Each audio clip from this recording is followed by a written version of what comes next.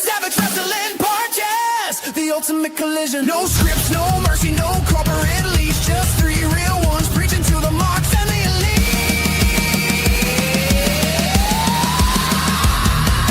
Savage wrestling, USA. Moya Baker Willie turn the volume to the max. From the top rope, truth comes crashing down. Savage wrestling, drop the beat like a pedigree to the mat. This is our show, motherfucker, and that's a fact.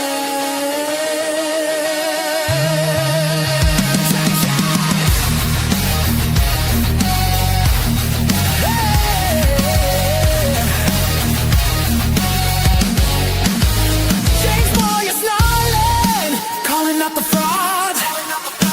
Aaron Baker roasting them, leaving bodies in the yard.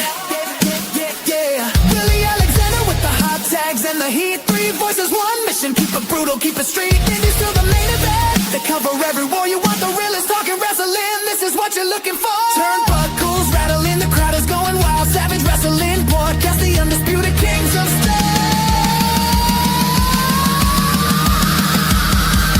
Savage wrestling, Moya Baker Willie bring the pain and never stop. Suplex the fake news straight into the grave. Savage wrestling, louder than a table break, sharper than thumbtacks. Savage wrestling podcast, the undisputed main event and track. You can boo, you can cheer, you can try to run and hide, but the Savage Squad's coming with that unstoppable stride.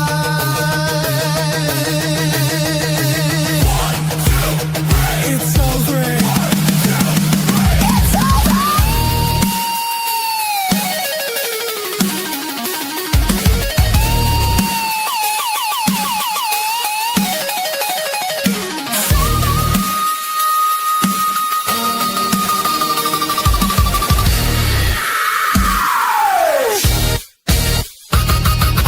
Forest, not so long, Joseph. James, Aaron, Willie, the future and the past. When the lights go out and the final bell is rung, you'll still hear us screaming through the smoke and broken tongues. Savage forever! Savage forever! Savage forever! Savage Wrestling Podcast!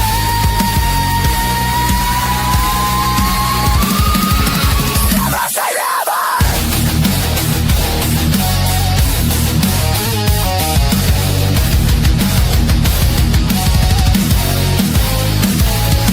Never say never.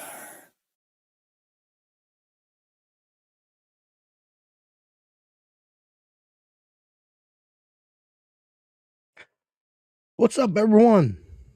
It's just me today for, well, I'll just say it's a really jam-packed episode of Savage Wrestling live show, and we're also doing a SmackDown recap at the same time. I hope everyone has a good weekend. If you guys don't miss it, if you guys missed it, me and Aaron did a For the Boys podcast talking about football mostly and all that, but let's get right into the SmackDown recap show. Yeah, I know I did said last night that I was going to do a show, but I had a really bad headache. I had a migraine, so I just went to bed. So yeah, let's get to the SmackDown from last night on 12/12/25. All right, here we go. We're going to start with opening segment. SmackDown opened with Nick Daltis saying he wants Drew McIntyre to come to the show so he could find a resolution to his suspension. He told Cody Rhodes that Drew's lawyer sent him a letter claiming it was unsafe work environment, which Rhodes crumbled up before heading to the ring. It was a good solid opening. I didn't complain about it. Before he could speak for too long, Omofemi, his music hit, and he strutted his way to the ring to face with his opponent for Saturday night.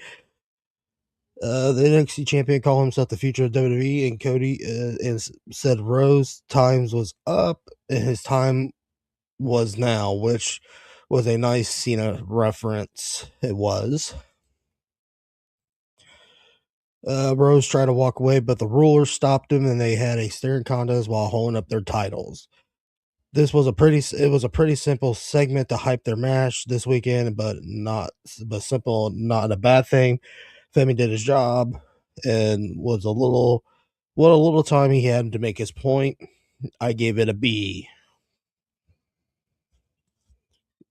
Then we have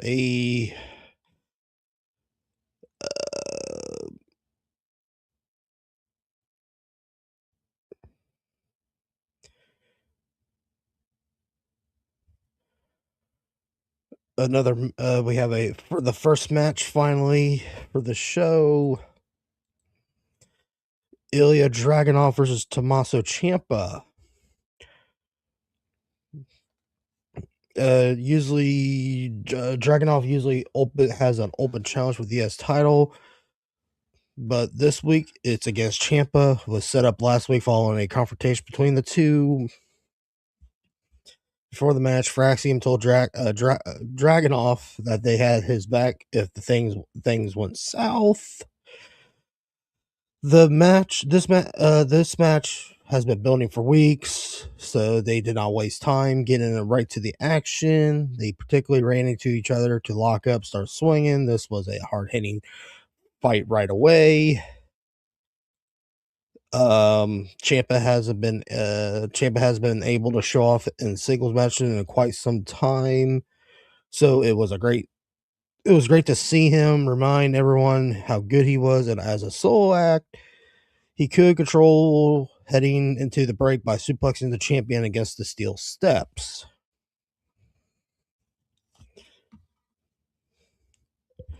WWE was wise to start the show with this bout because it was doubtful anything else on the card would have gotten the crowd as hype as these two did.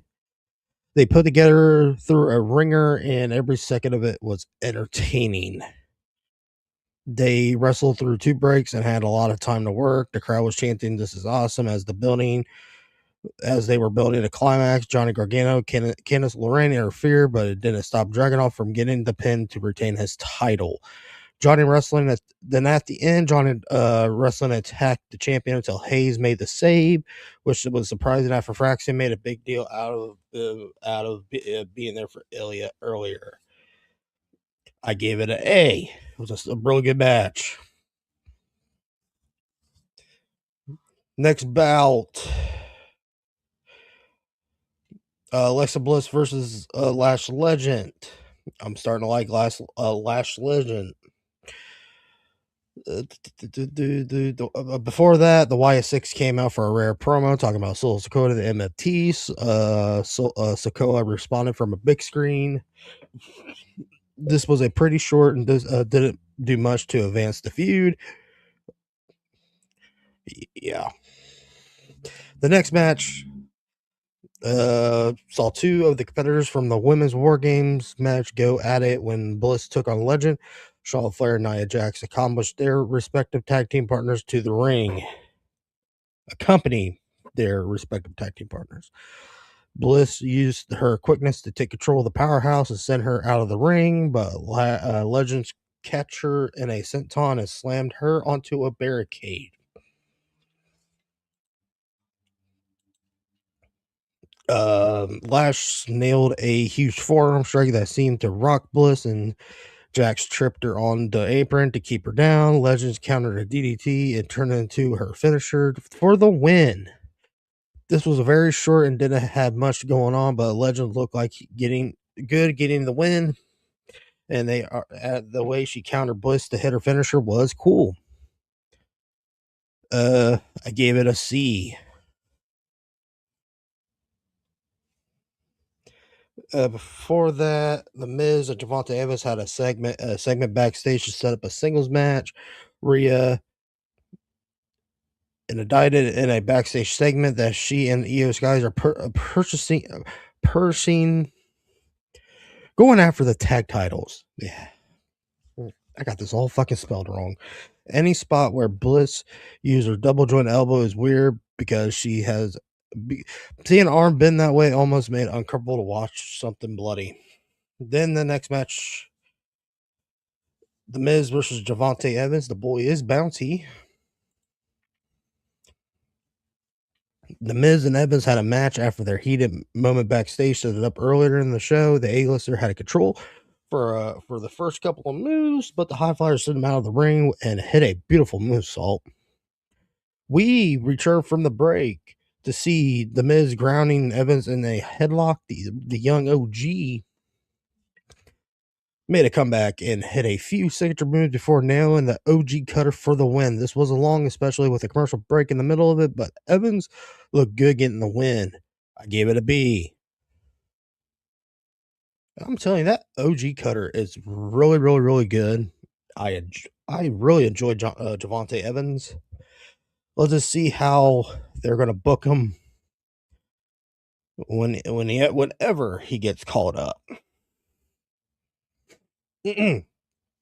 Oh, we got the next match. Terror Twins versus Aleister Black and Zelina Vega. But before that, Jay Cargill attacked Mia Yim backstage, then gave a quick promo in the ring before Yim came out with the kendo stick to get some revenge. Cargill fought back and left her in the ring lying. The final match of the night, it was the debut. I forgot, yes. The mixed tag bout with Rhea Ripley and Damian Priest reunited to take on Black and Vega. The match got started with the 10 minutes left in the show, so we wouldn't get along going into it. After a short brawl got the match going, Rhea used her specifically powerful advantage to take control of Vega as the show went on to the final commercial break. Vega was able to get the upper hand by going after Rhea's arm. Once the men were tagged in, the Archer of Infamy was able to gain some momentum before Vega jumped into his back to distract him so Black could nail him with a kick to the face. Vega and Black botched the code red, but it looked like both women were fine. Vega hit it a moment later for a 2 count other than the one spot. Everything else in the match was looking good.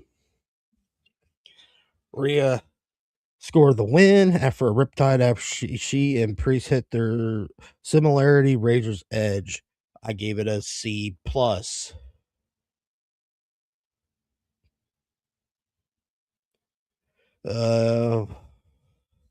Once again, here's my final words. Once again, Dragunov stole the show on Friday with his United States title defense. This time it was against Ciampa, a man who has been trying to get a shot at the belt for weeks. The Mad Russian has been consistently entertaining wrestler on SmackDown in recent months.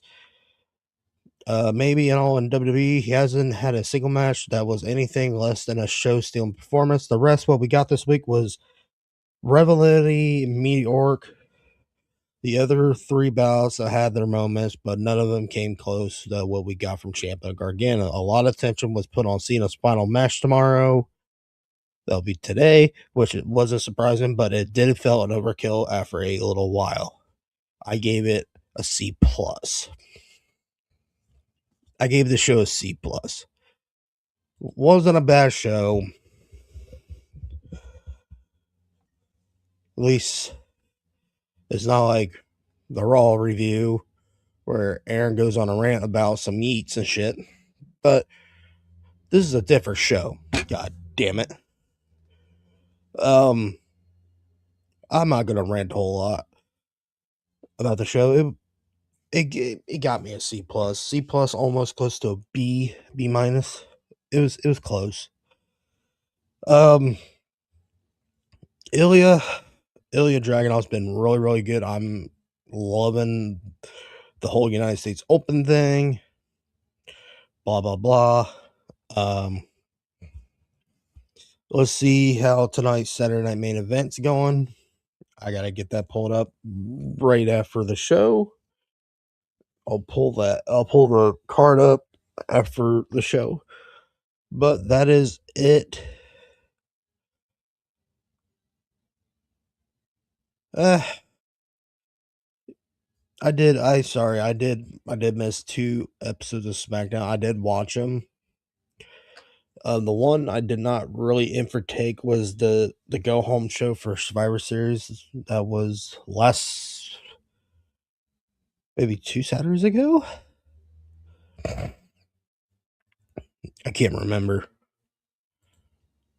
I was dealing some stuff, so sorry if I've been missing some episodes here and there. We should be on episode 4, not 2. But let's get on to the Savage Wrestling live show, guys. We got a lot to get over, especially Netflix buying out WB. I think there's the meteors and all that shit. Toxic IWC. Gunther's getting hated on. I got Tony Khan saying some ridiculous shit on an interview. What else do I got saved? Ratings. Oh, yeah. John Cena and WWE is getting sued.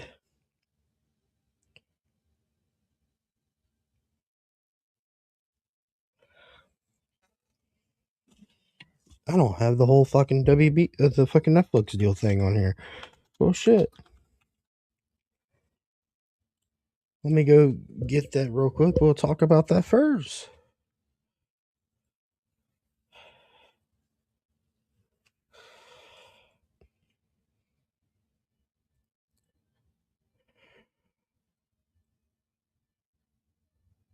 There it is. All right. The guys didn't know, didn't read, or whatever. Let's get to my bookmarks. Let me pull this up real quick. Then I can show it to you guys.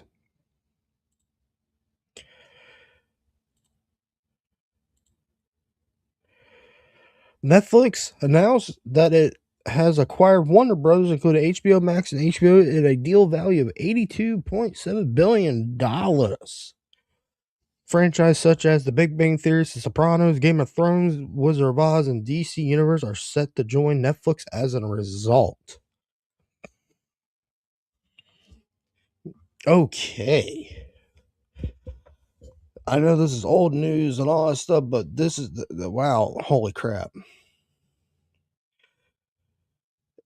$82.7 billion. That means Netflix has the rights for all the reruns of The Sopranos, Big Bang Theory, blah, blah, blah, like I said on the bottom. But the wrestling universe don't know that AEW is part of the Warner Brothers Discovery. And their Dynamites and all that stuff that's on HBO Max.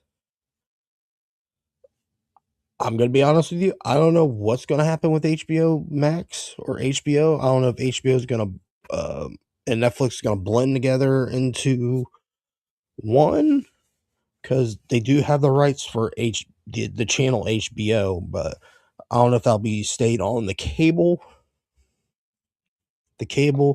HBO Max, I don't know if they're gonna blend it in with Netflix like Disney did with Hulu and all them. Damn it.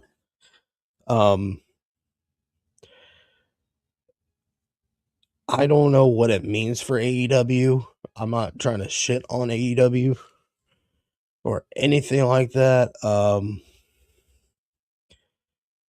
Just everyone just calm down. Everything about this whole deal. AEW is probably not going nowhere if it gets to the point where Netflix don't want AEW. That's a sign that probably AEW might have to move to a different network. Or they might have to pull.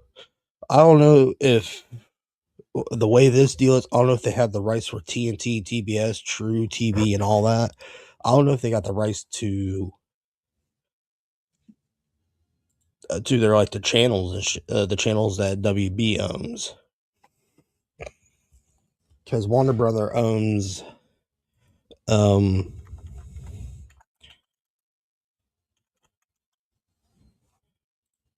with Warner Brothers.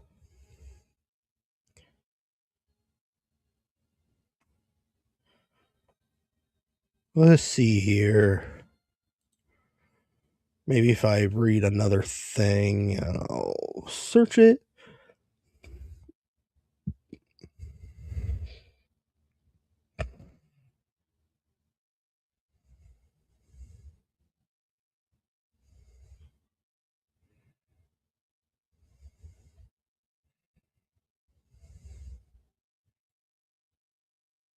It doesn't. Oh, here it is. Plan to separate its streaming studios and global division into separate public trade companies.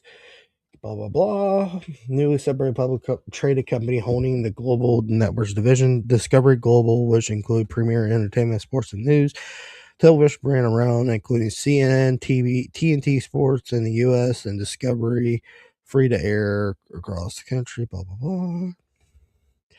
So I think TNT and all of them is separate. I think what Netflix bought, but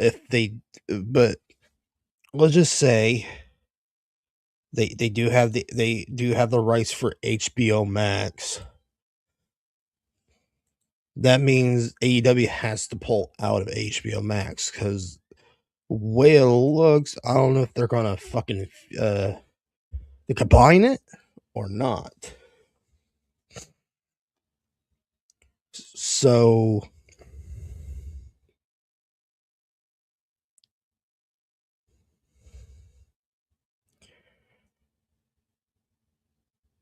I don't know if TNT, TBS, and all that's part of the deal. The way I'm reading it, they have it separate. So maybe if I go here.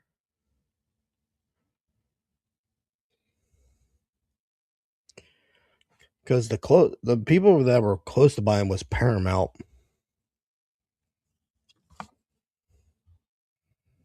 Paramount almost bought it. I think they asked for they gave them like $100 billion offer, and they took Netflix deal for some reason.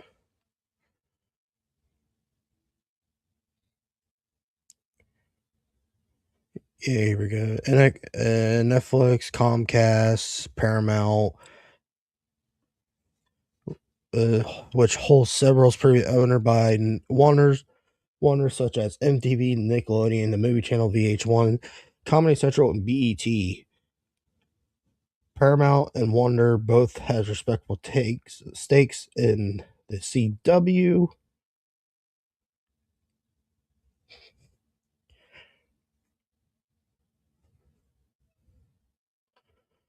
I'm trying to find.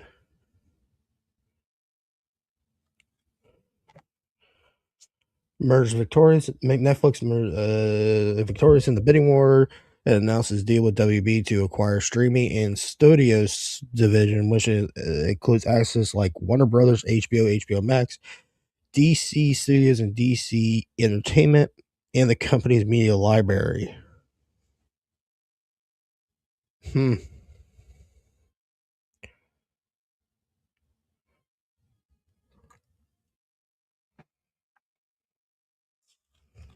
Yes, because Netflix gave them 82.7 billion, and Paramount came with their deal with 108.4 billion. And the way this one said is the status is pending. So they must be behind on this. Here, let's just do this.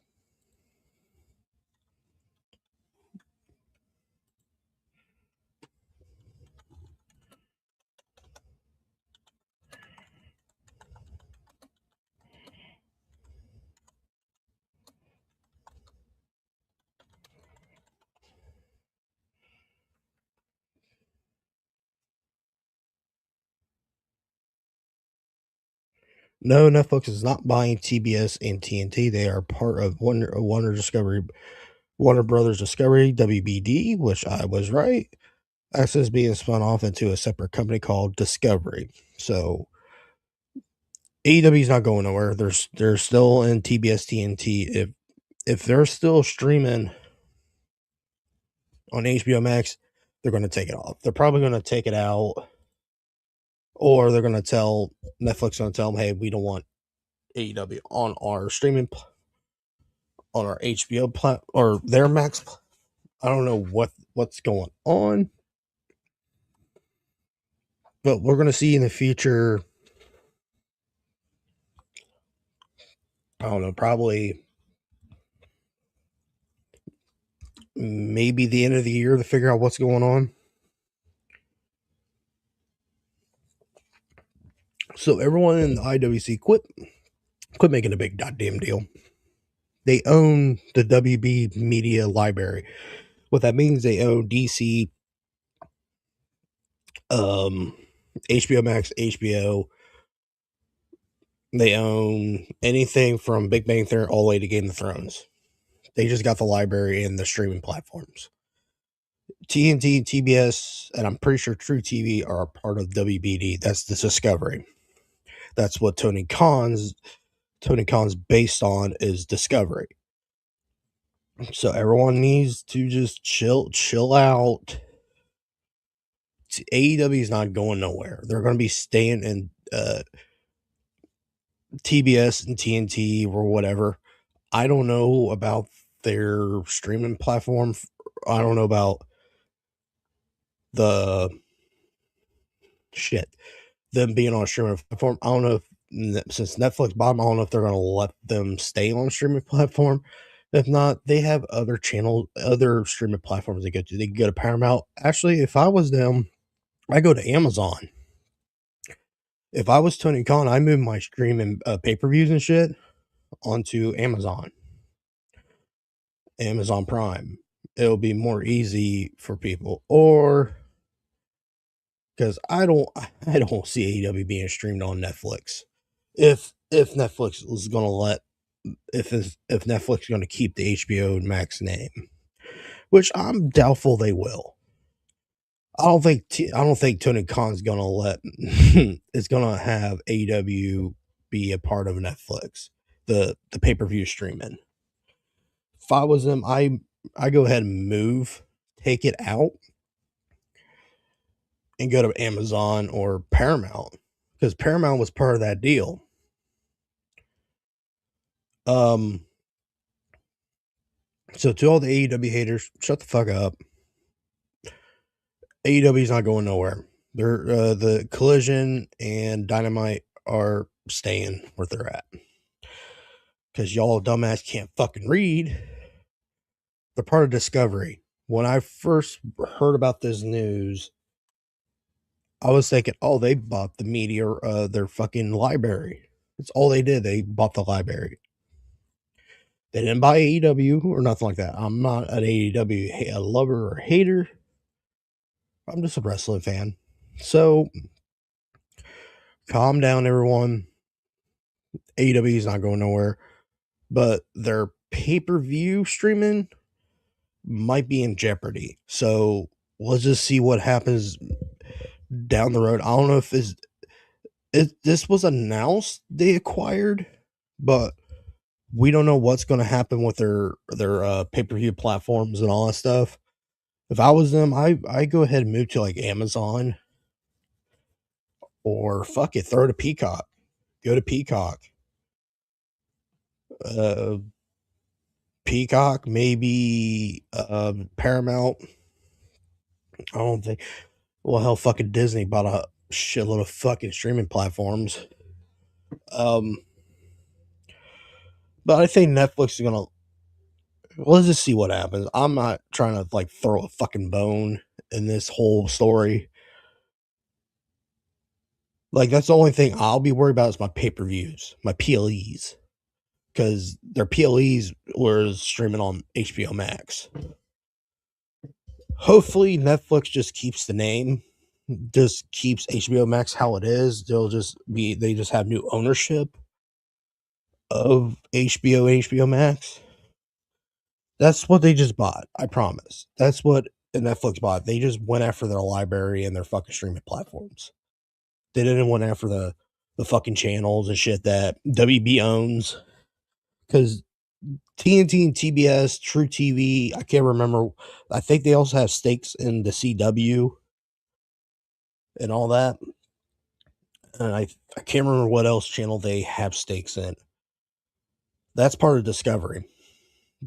That's on their one streaming platform. I think it's that one. Oh, I might be wrong on that one. I think Discovery is just Discovery Channel. But all those channels are part of the WBD. That's the Discovery. Those are the one that owns the channels, the TBS, TNT, and all that stuff. And they own the TNT Sports, Comedy Central, MTV, you name it. They own a bunch of fucking channels. Let me take a drink real quick. But let's just move on. That's all I gotta say about the whole TV deal, or the fucking deal. The AEW's not going nowhere. So quit being dicks about it.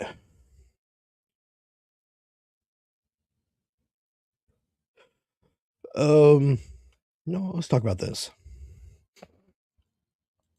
John Cena and WWE and TKO and others. God damn! Wow, can't fucking read today. A new federal lawsuit filed on Tuesday. This was a while ago. Oh, December 4th. It was last Tuesday. A federal lawsuit filed on Tuesday accused WWE, TKO, John Cena, and others of using unlicensed samples to create John Cena "The Time Is Now" theme song. The lawsuit claims that the horn-driven intro and outro were copied from the 1974 cover recording arrangement by the late Pete Schofield. The complaint was submitted by Schofield's daughter, Kim, who has says she now owns the copyright to the record, and the music she said is original arrangement. The case may hinge on whether those horn sections are protectable elements of the Schofield arrangement or an unlicensed deprived work. This was posted by Brandon Thurston and Post Wrestling. I don't know what the fuck is going on with this one. Well, coming from this person right here on the first comment, this coming from 20 years after the song debut, so a complete bullshit cash grab attempt. Okay. If this is a cash grab from the daughter, since she has the rights to the song,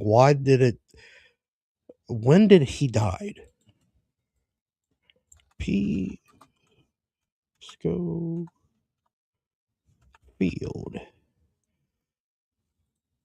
Pete Schofield and the Canadians. I think it's them. Yeah, 1974. What was the song? What was the song? No, it's just 1974. So it's one of these fucking songs.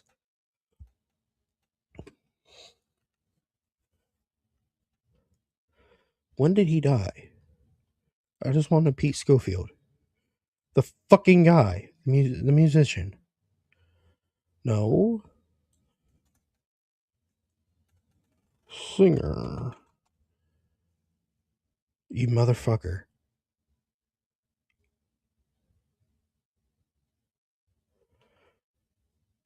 The night the lights went out in Georgia. Right now. Is it this song? Huh.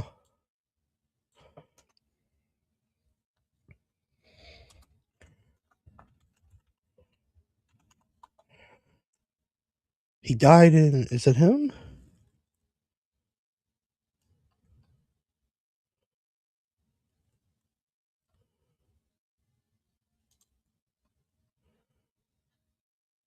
What? Okay, I'm legit getting pissed.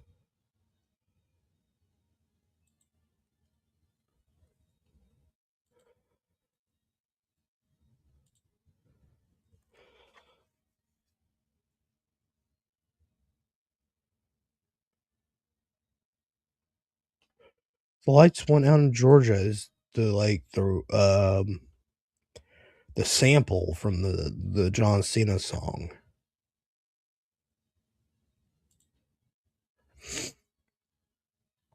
Oh, he died in 95.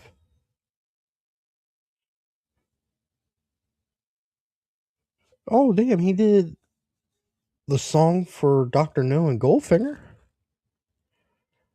That's cool. Yeah, the night went out in Georgia. I'm going to play it since you guys can't hear it. I'm going to see if this is the song. Oh, it is.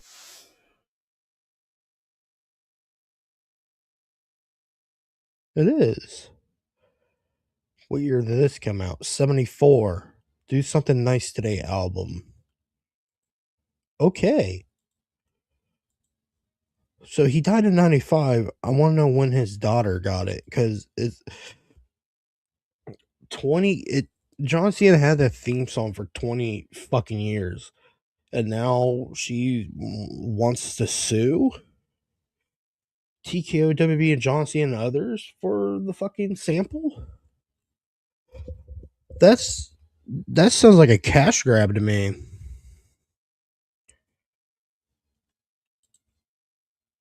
Yeah, April 3rd, 1995. Pete Schofield and the Canadian College All-Stars. Huh. But they couldn't give me a fucking picture of him? Yeah, Pete Schofield's daughter.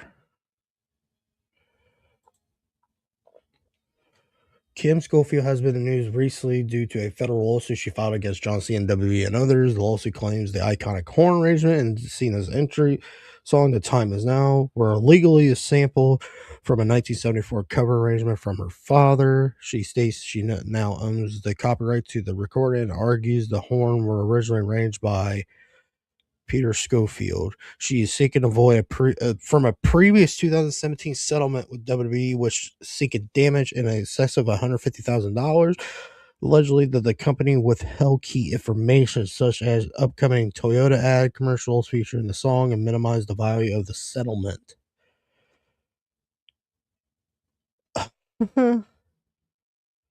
Okay. But it took you 20 some years. 20 years? When did he have that theme song? 05? 06? Did he debut in WrestleMania or the night before WrestleMania? I couldn't remember. 20 years and it took you, but they had a previous settlement. They had a previous settlement from 2017. Okay, all right. Let me get this straight. makes me wonder, when did she get the but it took you 20 years to settle a fucking lawsuit, but you did 8 years ago. Yeah, 8 years ago. You settled a lawsuit 8 years ago from 2017, and that, oh boy, this is hurt my fucking brain a little bit. Um, how? This is my final thoughts on this whole situation. I think this is a cash grab from the daughter of Peter Schofield. Cause but your father died at 95, so we don't know.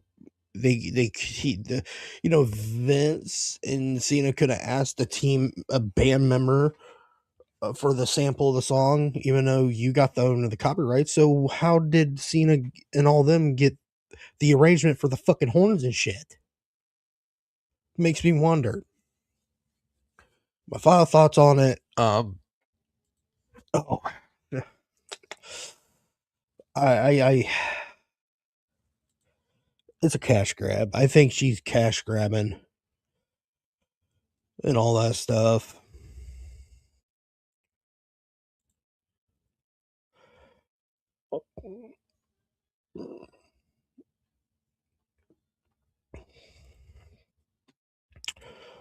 In other news,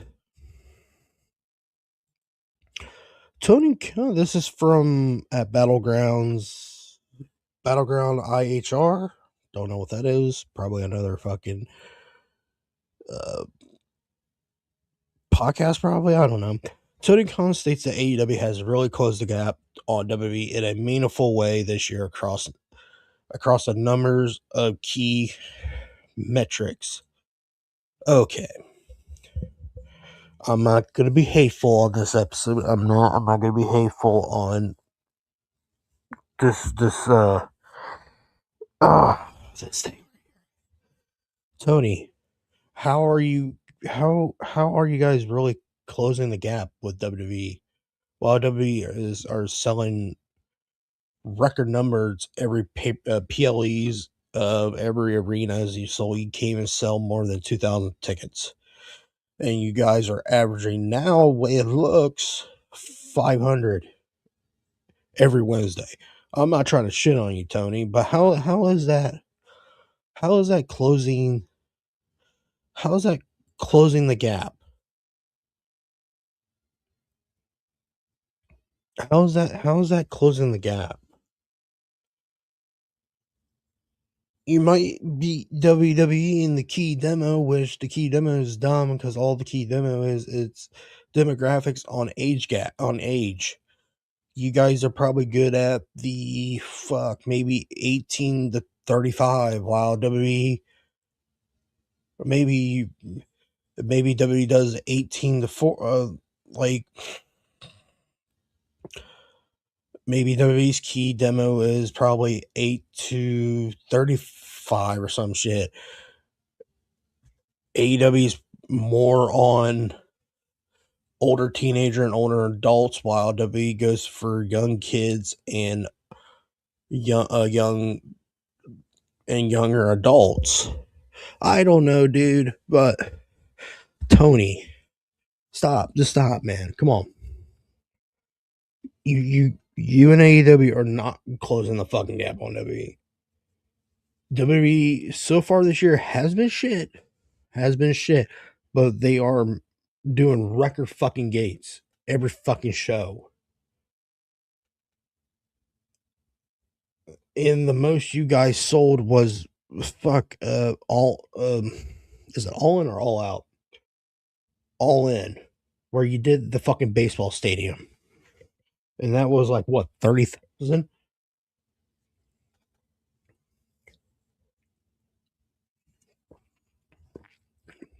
Hell, you guys could have filled up the Maverick Stadium with that.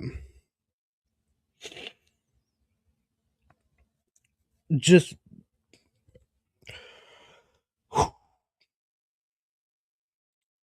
You're not closing the gap, dog. I promise. And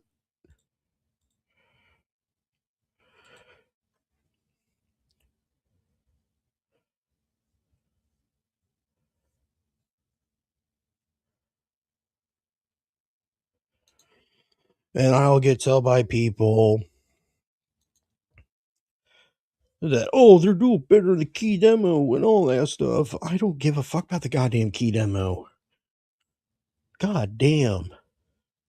Here, I'll play a clip of fucking JD tells me how the state of AEW, wish I don't shit on AEW, but he does. I just want to tell you the state of it. I was this close. I was this close from canceling the stream tonight. Because I'm watching this show and I'm waiting and I'm waiting and I'm waiting and I'm like, where is the story? The one thing that I was looking forward to coming out of this tournament, being that they were in the same block, was Claudio Castagnoli and Jon Moxley. Everybody got riled up. Everybody got excited. This is the end. This is the beginning of the end. This is Jon Moxley knocking on the Grim Reaper's door. His days in the Death Riders are over, or seemingly nearing an end. What we got was a 20-minute exhibition. Jon Moxley bleeding, as usual. And the show quickly goes off the air with absolutely nothing as far as a story is concerned. You could have shaved off 5 minutes, gotten the same result, and maybe ended the show with something that is interesting to get people to say, hey, man, I enjoyed how that show ended. I can't wait to see what happens next week. No, they don't operate that way. They don't operate that way, unfortunately. Not surprising, but that's not how they work. The Continental Classic is in its second week, and by no means have the matches been bad. The thing is, AEW thinks that they're going to have some epic, unbelievable, extraordinary tournament because of the quality of the wrestling matches. Bro, I don't give a fuck how many quality matches are in this tournament. We all know what the tournament final is going to be. And where he's going, but like the matches are not bad in AEW. They're not. Like there's some matches I do enjoy in AEW. But the whole Continental Classic, we know who's gonna who's gonna be the finals. It's gonna be Okada take a shit. Tanahashi, I think or take it Tatesha.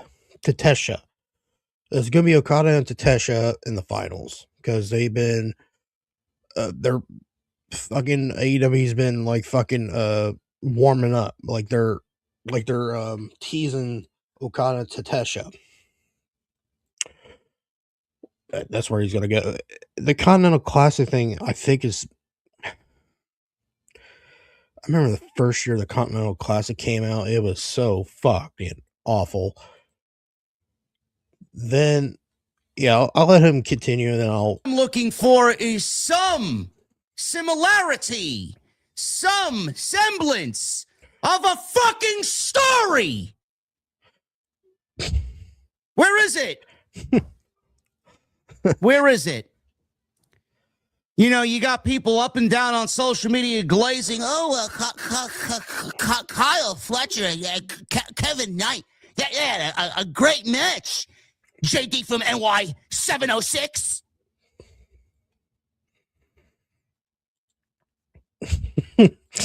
I can't sit here and use the excuse of, well, that was a great match. Bro, this show is utterly fucking boring. Boring. We've had to sit through 3 of these fucking tournaments, with this year being the 3rd. It was cool, unique, and different in the first year. They actually... No, it wasn't. The first year was a fucking mess. because the whole fucking point system was so fucking off. And somehow Eddie Kingston came back being negative and won it. That was stupid. They told some stories in the first year. Danny Garcia and him going winless, and then him meeting Brody King in the tournament, getting that win. Eddie Kingston fighting from negative to come back and beat Bryan Danielson in the tournament. I mean, it's fucking, it was so good. It's also when AEW was, actually watchable. It was. Bro, we've gotten 2 weeks of this shit and nothing even close to what they did in the first year. I am sick and tired of just watching good pro wrestling. Really. We got Pac and Okada. Two great wrestlers. Mm-hmm. I have absolutely zero emotion to give either one of these guys. They're both heels. One is in the Don Callis family, holding 3 championships, one of which is in the Continental Classic, up for grabs, after we were told that the International Championship and the Continental title were unified to create one singular championship, but the lineages of said championships will remain on in the annals of AEW history, only to then find out that they're de-unifying them. The Continental Championship is on the line. Okada's walking around with the International Championship, asking questions of why didn't he defend the International Championship this entire time if they were de-unified the entire time. Carrying around an International Championship when they just created a National Championship because it's the same fucking thing, just under a different name. The International Championship and the National Championship are the same title. They only created the National Championship to make sure and to make Ricochet look like he's someone important. Wow. So he can go around bragging that he and his boys are in demand. Sorry, bro. Nobody in that group is ever going to be in demand. Nobody in that group is ever going to fucking put an ass in a seat. Nobody in that group is ever going to fucking shoot the ratings up where they need to be. And nobody gives a shit about the National Championship. Any questions? This company is a fucking mess. This company's a mess. Okada and Pac, Kevin Knight and Kyle Fletcher, Jon Moxley and Claudio. AEW centered their show around pro wrestling and barely any story. On top of that, Samoa Joe is defending the AEW World Championship against Eddie Kingston next week at Winter is Coming. What did Eddie Kingston do to deserve a World Championship match? Do we need a World Championship match next week? Oh, but JD, he beat Shibata on Collision. I didn't know beating Shibata nets won a World Championship. It's news to me. Before that, the guy was teaming with Hook. Before that, the guy was on the fucking pre-show for Full Gear Wrestling, JD Drake and Anthony Henry. Who? Exactly. Yet Eddie Kingston's in a World Championship match. Do you know how laughable that is? But he's Eddie Kingston, JD. I don't give a fuck who he is. He's done nothing. Nothing. On top of that, did they send Hook out there with the microphone this week to cover why he turned his back on Eddie Kingston and why he joined the Ops again? No, they didn't do anything close to that. They just put Shibata and Hook and Will Hobbs in a match against the fucking Dark Order. The Dark Order wrestled on Dynamite the 3rd of December, 2025. So what that means is, chat, being that the Dark Order was on this show, Evil Uno and fucking the the rest of them out there, that means that AEW Fight Forever had absolutely 0 people online playing its game. The only 3 people that are playing the game are all the members of the Dark Order.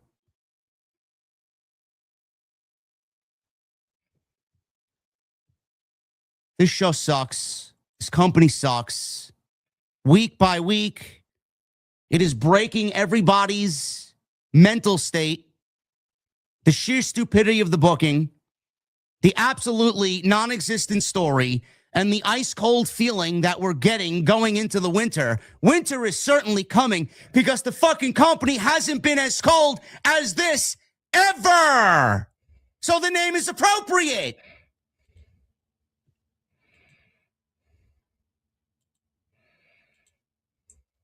I could really just end the stream right there.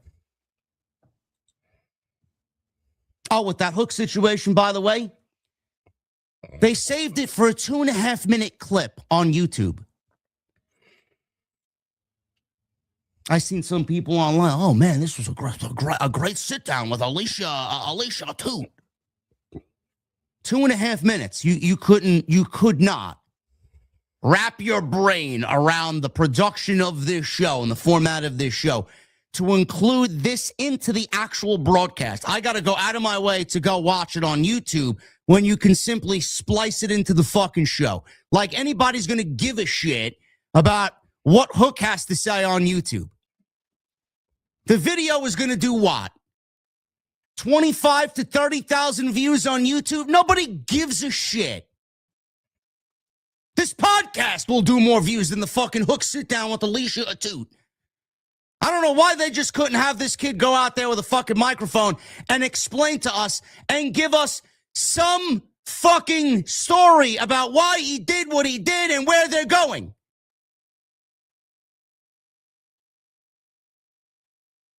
Don't even get me started on the women. Don't even get me started on the women. AEW sent Toni Storm, Mina Shirakawa, Megan Bayne, and Marina Shafir in a semifinal women's tag team title tournament match and made it a holiday hardcore match. Bro, Christmas isn't for another 3 weeks. What holidays are we celebrating? This is AEW's version of basically going to Target well before Halloween and you're already hearing fucking Christmas music. Shut the fuck up. I want to shop in peace without hearing fucking Mariah Carey. Because there's no human male alive that's going to sit there and listen to fucking Mariah Carey, Will Washington, you fucking pussy. Give me a fucking break. Him, this company, and the fucking creative team are utter dog shit. Candy cane kendo sticks wrapped in barbed wire. Tables wrapped in gift wrap. Glass. Santa Claus delivering presents.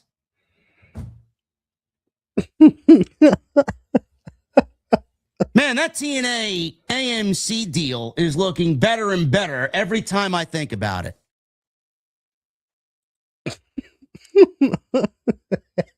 Oh my God.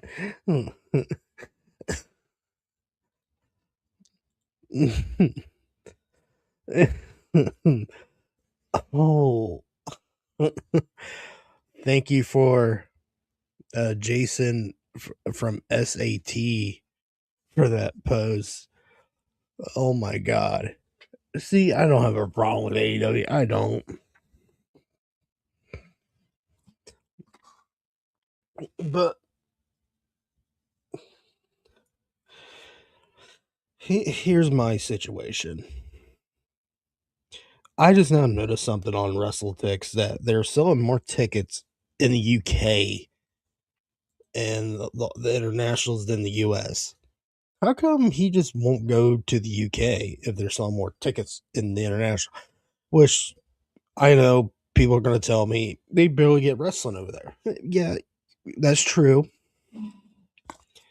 But I think the UK and all that are more hardcore based wrestling than the Americans. I can't tell you why AEW are not selling a lot of tickets. I don't know why. Maybe it's because their product's not as good like it was from 2019 to 2021.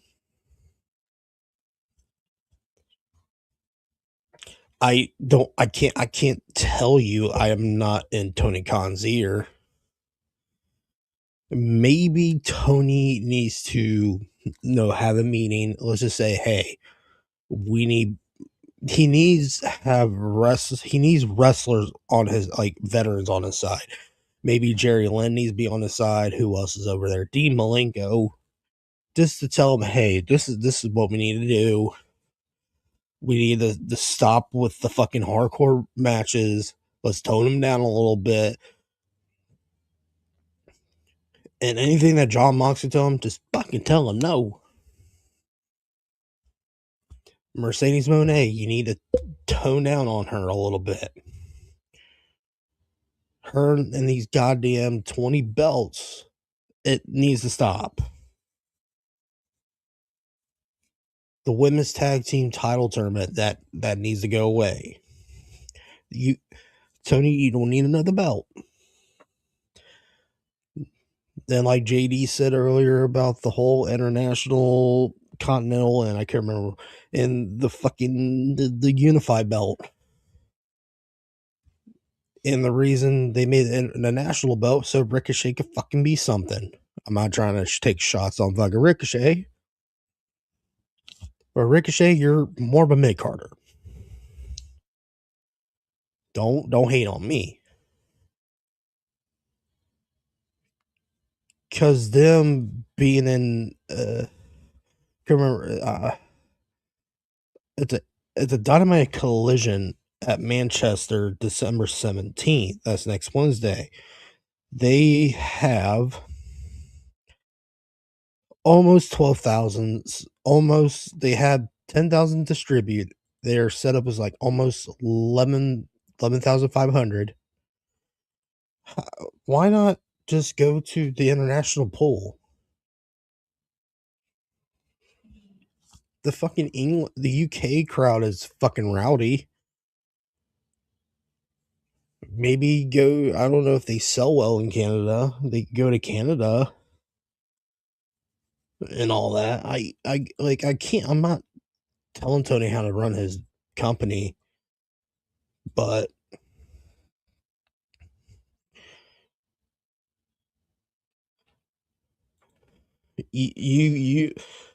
what Tony needs, he needs to have a massive meeting. We're like, all right, how we could change this from our ratings from 500,000 to almost to 1 million.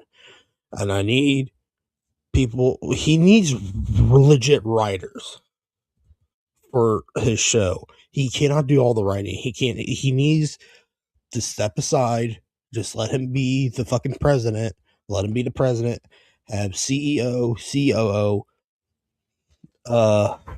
fucking writers. He needs to have people on his side, not just him. He needs I think his problem is, I don't think he trusts people on his style of booking and all that shit. I'll admit it, his booking is not that good. The reason 2019 and all that were good, because he had Cody Rhodes, he had CM Punk, he had Chris Jericho, he had Young Bucks win before the fucking incident, before them showing the tape. FTR was good. The fucking Lucha Brothers. He had all these Omega. Hey man, that's different. He had all these names. Now there's rumors that Chris Jericho is going back to WWE for a fucking retirement tour.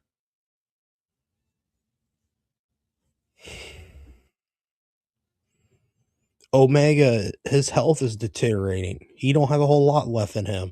Young Bucks, you finally turned him babyface after being doing that shitty fucking heel run.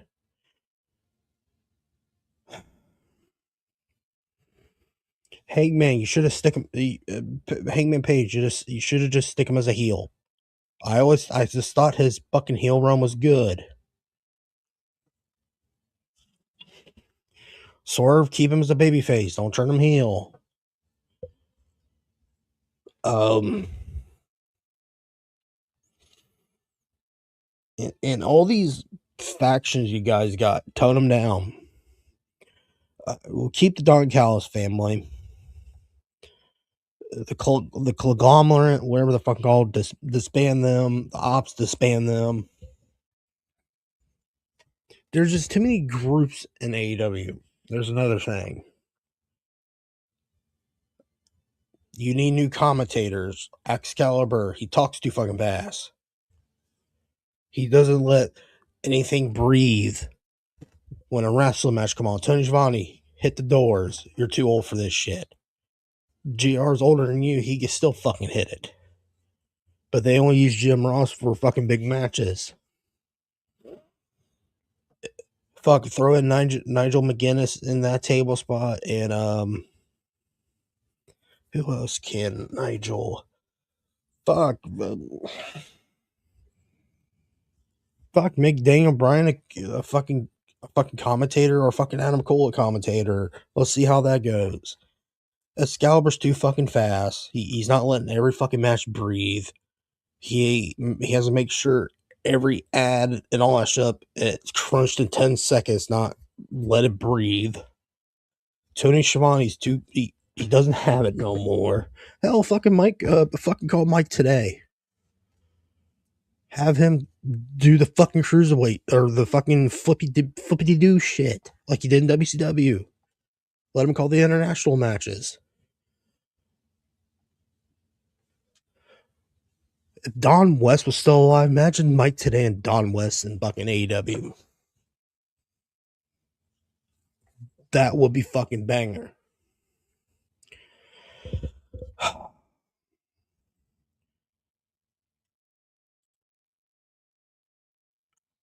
So fuck yeah.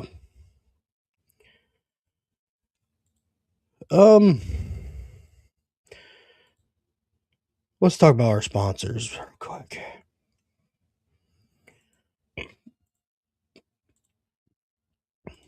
Our first sponsor,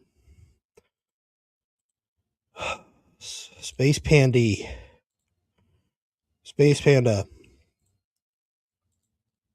Oh, I'm in the wrong website. You want your Delta 9, Delta 8 gummies? Feel the aches and pains, or you have a hard time sleeping? Get you a bottle of some Delta 9s, Delta 8 gummies. They'll help you get through the day and help you sleep through the night. They are rated number 1 in Delta 8, Delta 9 brands. Their goal is to produce top quality Delta products that stands out in the market. They use premium Delta 8, Delta 9 stuff, which undergoes lab testing, manufacturing, and all that stuff. There's no bullshit in their stuff. It's quality tested. It's quality tested with third parties and certified. It's just good stuff. So you've got the aches and pains, you have a hard time sleeping, get you some Space Panda. Because they got the new flavors called Nova Lime. It's a pixel lime. And it's guaranteed great shit, great stuff. And all that. They even got fucking popsicle suckers and shit. God, I can't fucking speak today. But if we do have a code for them, Savage Pod for 10% off for Space Panda. Then our next commercial.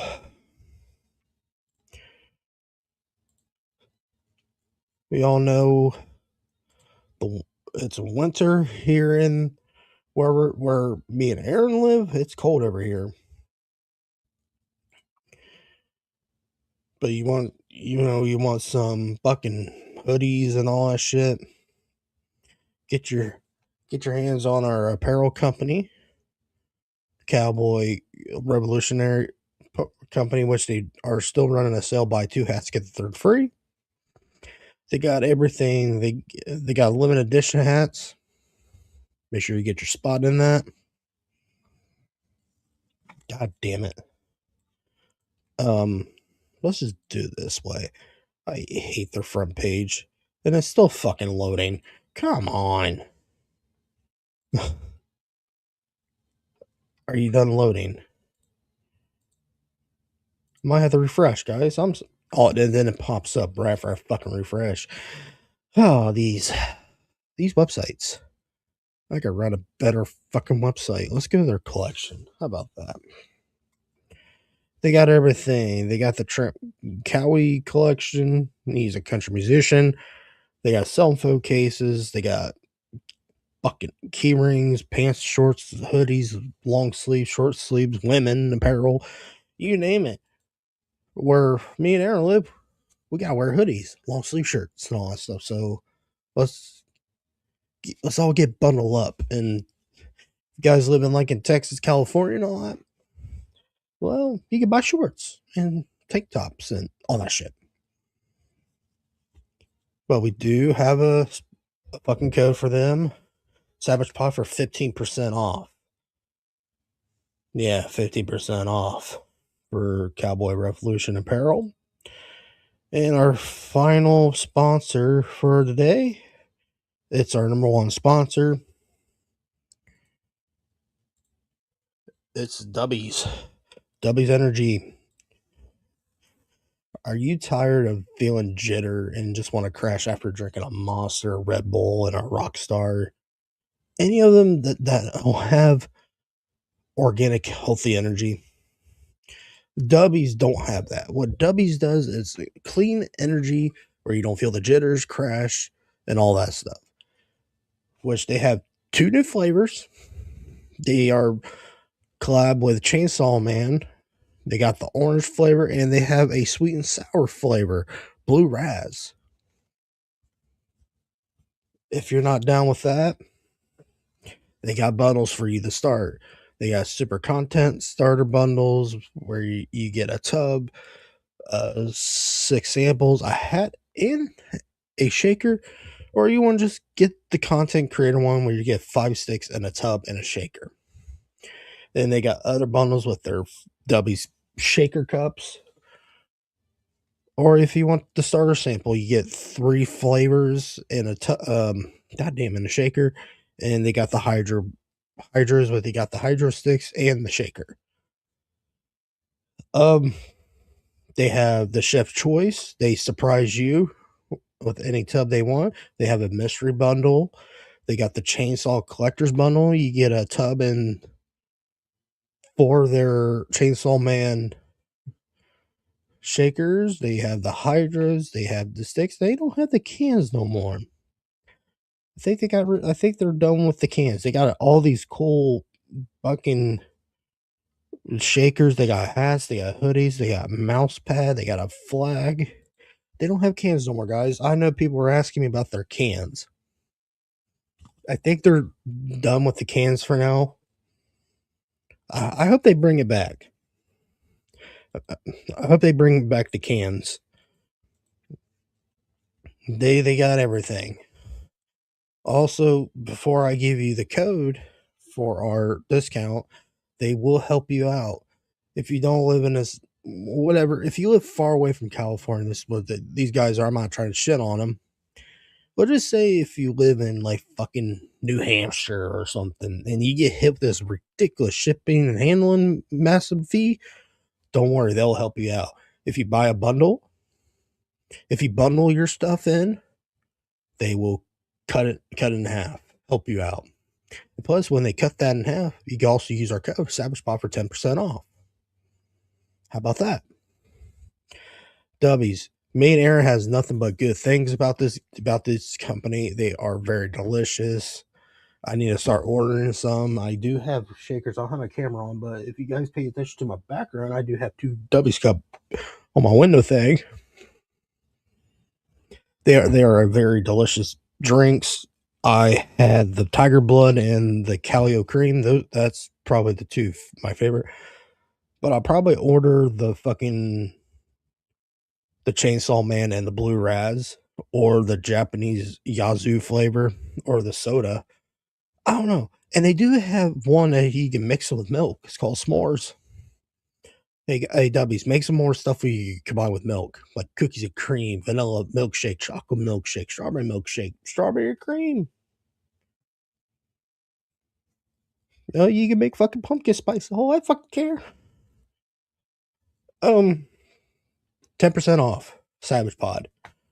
All right, let's get to the main event.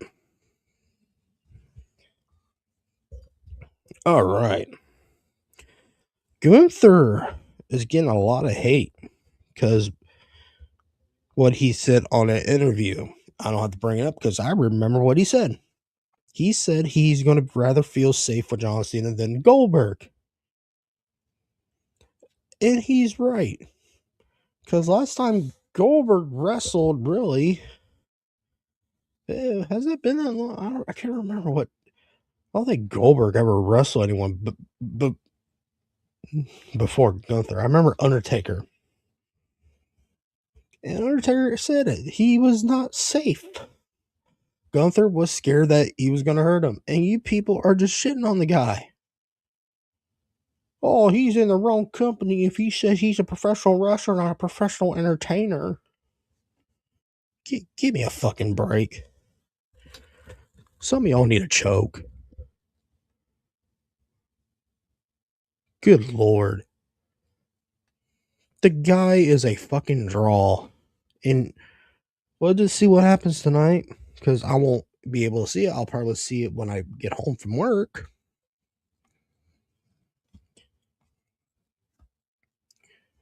Jesus fucking Christ. People, some of y'all ain't wrestling fans. I just think y'all are wrestling fans just to be rage baiters. So what? He chops, he power bombs, he clotheslines, blah blah blah. But he's a very entertaining wrestler. Some of y'all with the whole LA Knight thing. He's gonna be okay. He's fine. I've been hearing rumors they're gonna do big things with him when he comes back, and hopefully involves him winning the Royal Rumble and getting the main event spot.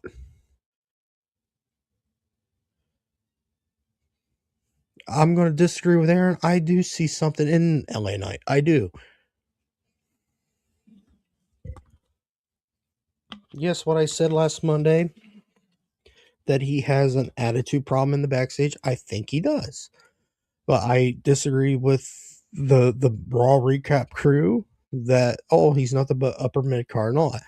I see something in fucking LA Knight. I do.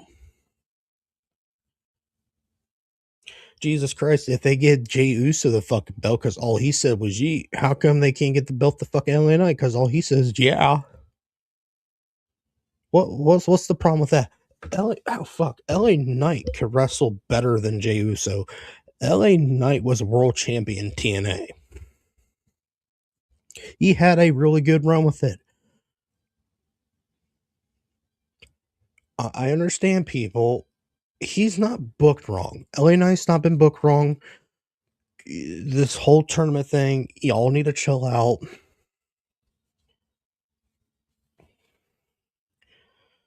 Everyone knew Gunther was going to be his final opponent. People's been saying Gunther was going to be the final opponent. It's not going to kill Gunther. There's Gunther fans out there. You're actually really cool people. It's not going to kill him if he takes a loss. I have a lot of Gunther fans agree with me.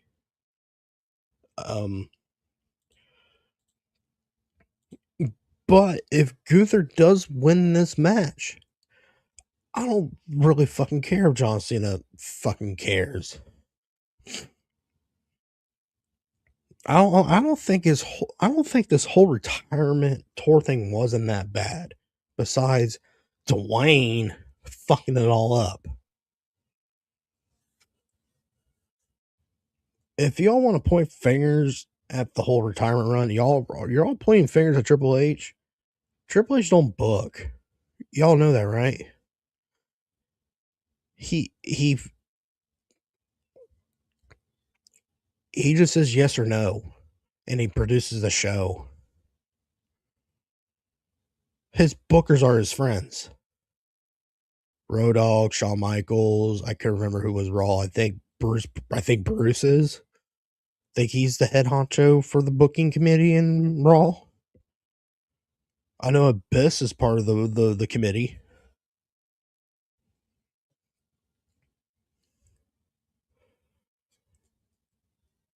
Shawn Michaels fine. Road Dogg. I don't have my camera on. I'm giving him a middle finger.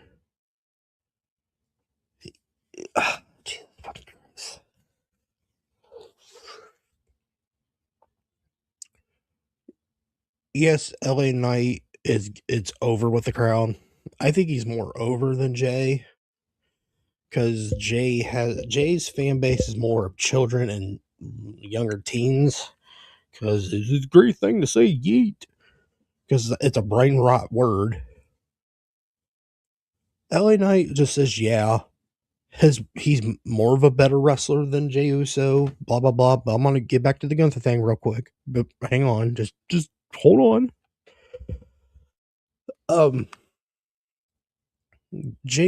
rather have LA Knight as my main star than Jey Uso. Put Jay back in the tag team,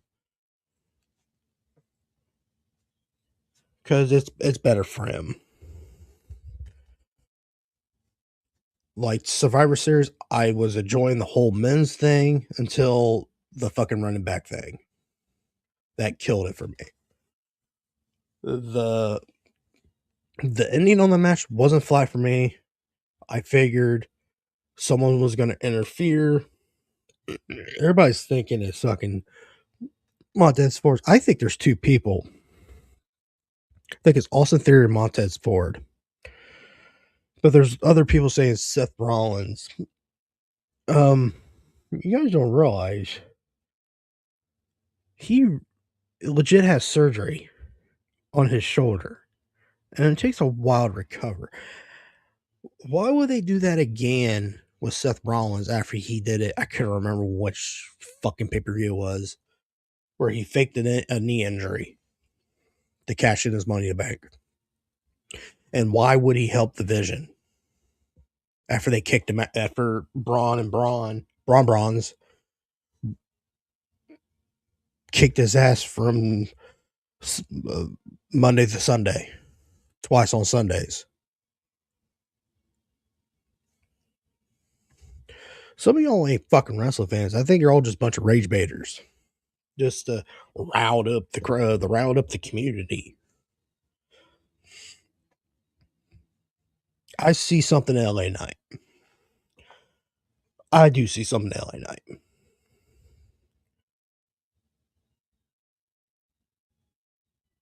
But he's not booked. He's not booked wrong. Just chill out. But let's get back to the Gunther.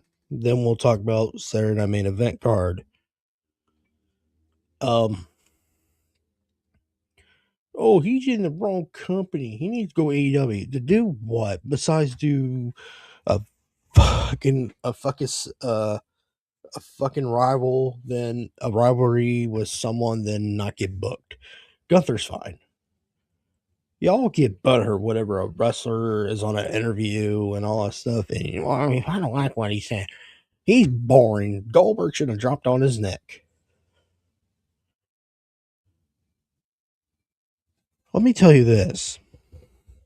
Gunther would have ate the fuck out of Goldberg.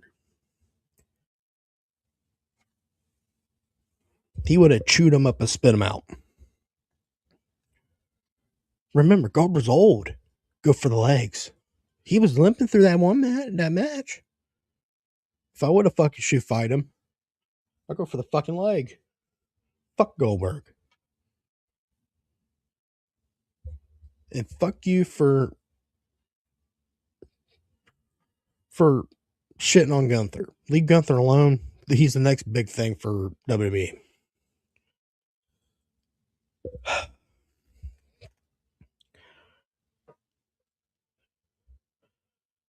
And no, I'm not catching shades with Aaron and Jonte from the Raw Recap team. What I'm saying, I do see something in LA Knight. I do. They're just too passionate. They're just too passionate. Here's my solution.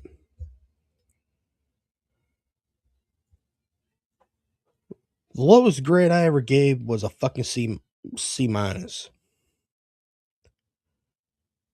I maybe threw a D on a fucking SmackDown. I think on my first episode of my SmackDown, because that fucking Fraxium and that one match was not fucking good. Fraxium DIY. You could tell that was so rehearsed.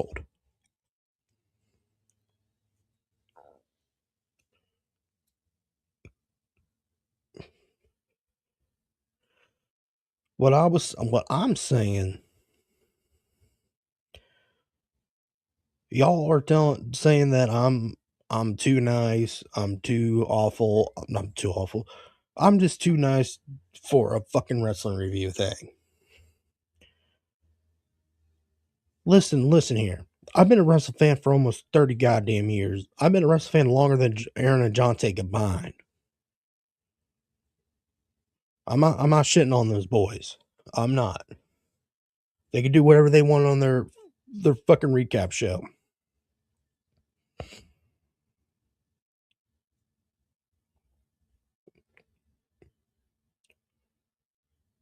I'm just not into like the whole Jon Moxley wrestling thing where he has to wrestle every wrestling match he's in, and he has to bleed, or he makes sure he puts fucking shit in your fucking fingernails and all that shit. I can't do that.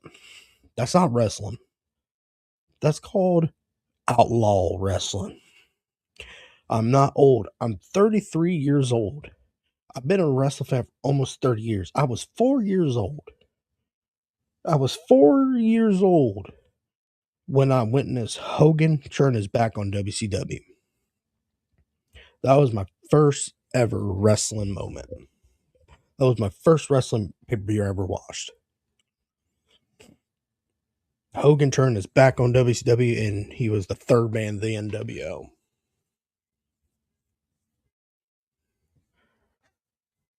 Don't tell me about wrestling.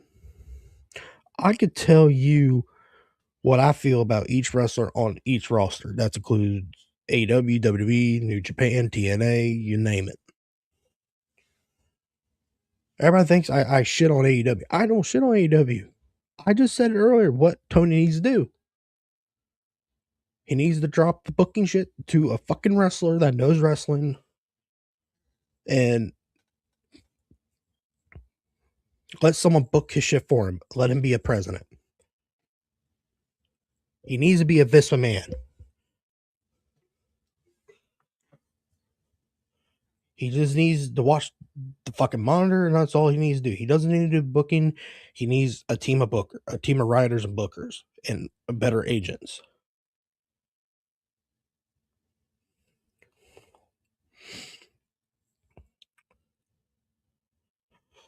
I said what I said about the whole Jon Moxley and Hangman Page at All In or All Out. Can't remember. I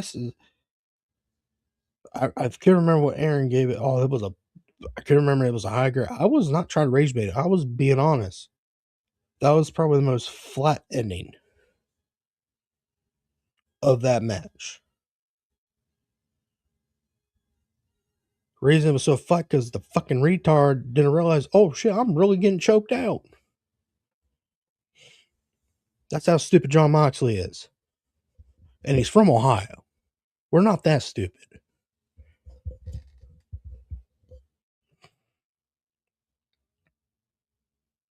This is my last thing I'm going to say. Don't tell me how to run a podcast if I don't know wrestling. I know wrestling. I've been a fan. By next year, it'll be 30 years. 30 fucking years I've been a wrestling fan. 4 years old. I was 3 going on 4. I was just a young little lad. I wasn't even a Hogan fan. I was a Sting fan. Because fuck Hogan. Don't like Hogan. And I'll be honest with you, I don't like John Cena. All I see is Hulk Hogan. Sorry, John Tay. I know you're really emotional with this whole retirement run. I don't give a fuck. I don't give a fuck about this retirement thing. Only retirement thing I'm ready for, AJ Styles, Chris Jericho, and fucking CM Punk. And maybe Brock Lesnar. Depends on what they're going to do with him. CM Punk was my idol. I enjoyed Sting's last run. I did. I enjoyed that match with him and Darby and Young Bucks. I enjoyed that match. Besides that fucking spot that Glass got in every fans and I think the front row. I enjoyed that match. I think I even told Aaron I enjoyed it. I loved it. I think the only match I liked on this Johnson retirement was him and AJ Styles.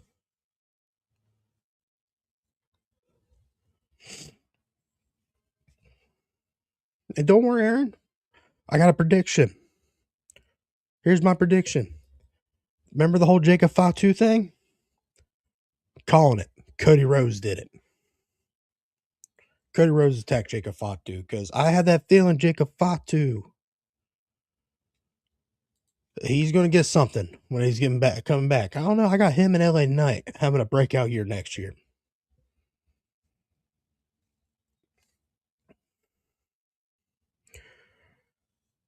I don't give a fuck about the John Cena thing. I never really cared for John Cena.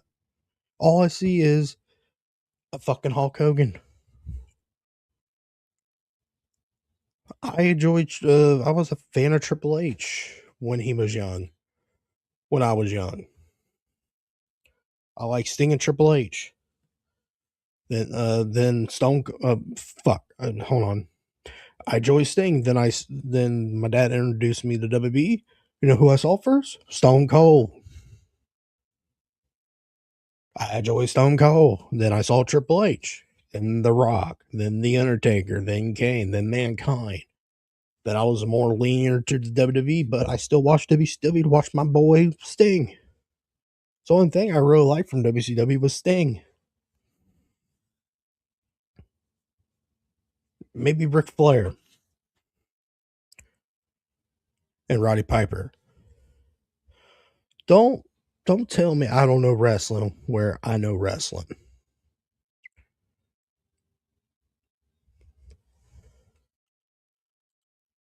That's all I gotta say. I know motherfucking wrestling.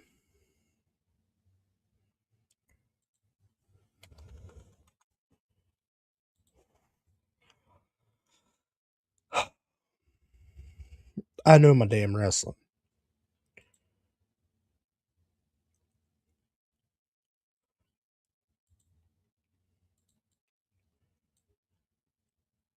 Okay.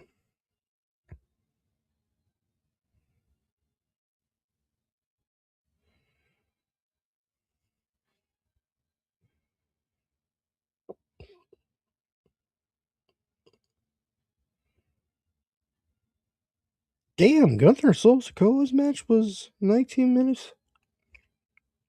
Huh. Yeah, so I'm looking at the Wikipedia page real quick on the 4 matches for Saturday Night Main Event. Yes, it's going to be commercials included. I'm not going to bitch about it because I don't bitch about commercials because I'm old school. You know what's funny? I got ads on my damn streaming service.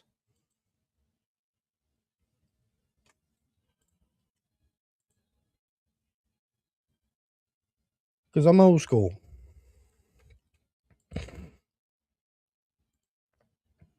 Okay.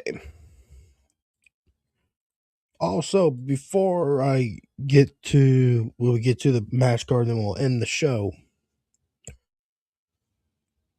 There might be some changes onto this on the schedule on the show.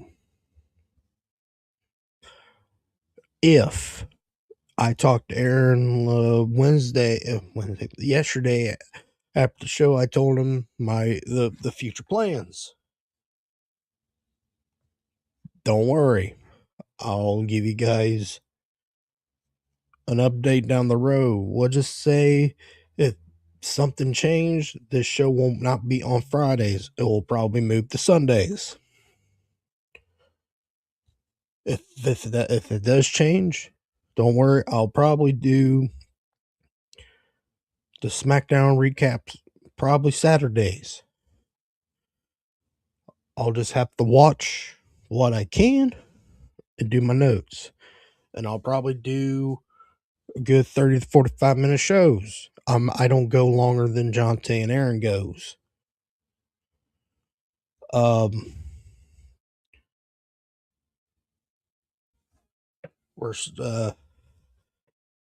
Willie, I'm still waiting on Willie to do his trivia show whenever he gets hold of me. Aaron Jonte's thing will still be on Mondays. We'll just say if this thing happens that I might be involved into the Monday recap, but I'm just going to be a third wheel on that show. Don't worry about me. I'll be part of their show. For the boys, I might move that to a let's say a Tuesday. I'll move that Tuesdays. Tuesday or a Monday.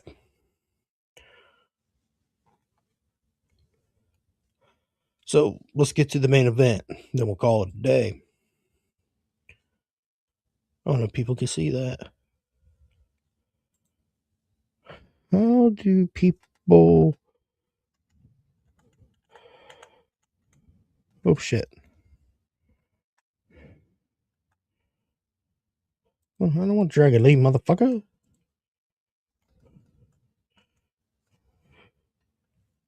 I'm trying to figure out...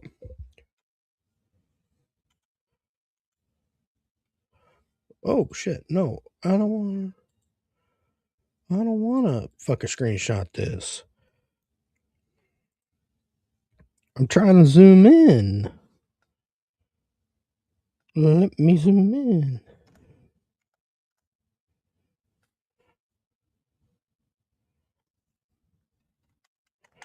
Oh, damn it.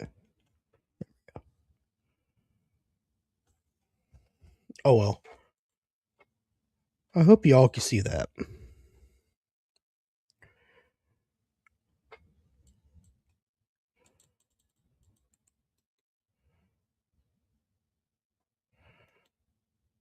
I'm trying to figure out how to zoom in so y'all can see better.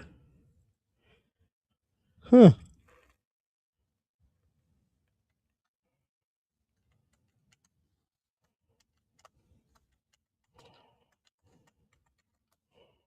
Hmm.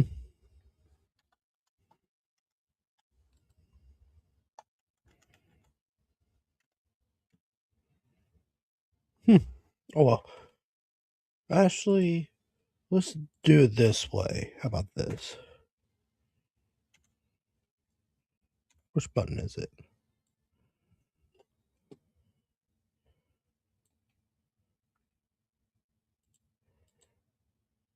Let's go to screenshot. And let's put that as our overlay. No, that is not overlay. Yes. Yes, it is. It is an overlay. God damn it. Did I not save that bitch? God damn it. Hold on.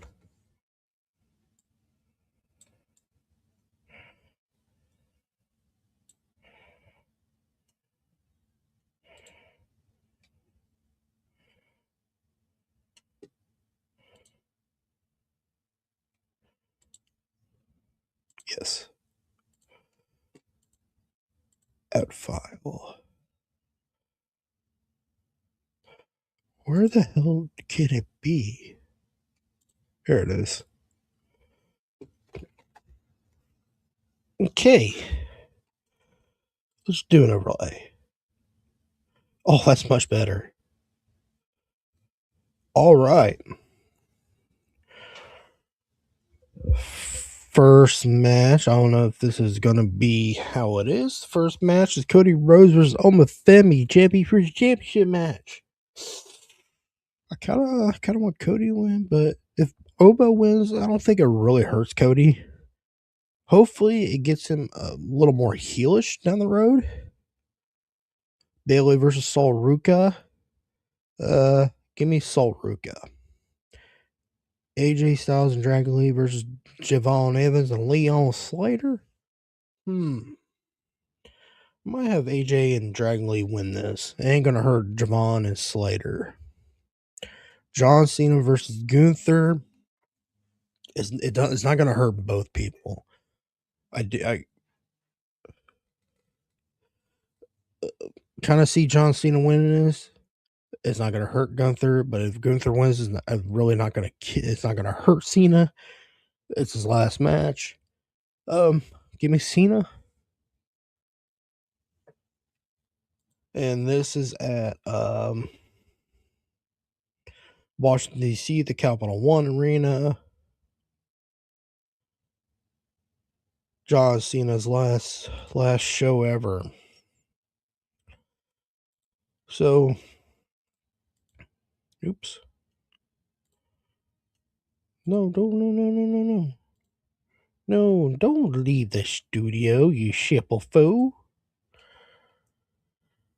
What is off? Like I said, if anything changes in the future, I'll let you guys update. We might move the show a Sunday. For the boys, I might figure something out with that one. Might make that a Tuesday or a Monday morning thing. That's all I got to say. So, hope you all have a good morning, good evening, and good night.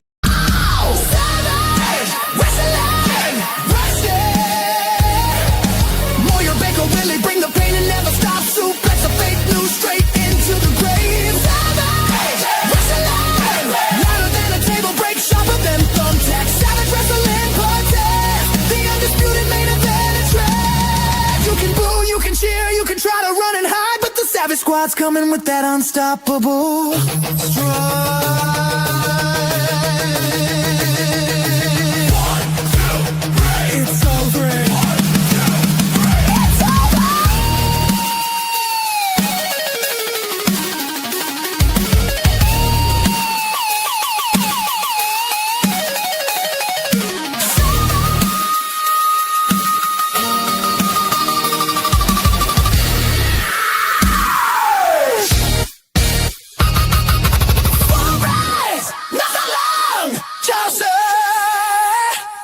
James, Aaron, Willie, the future and the past.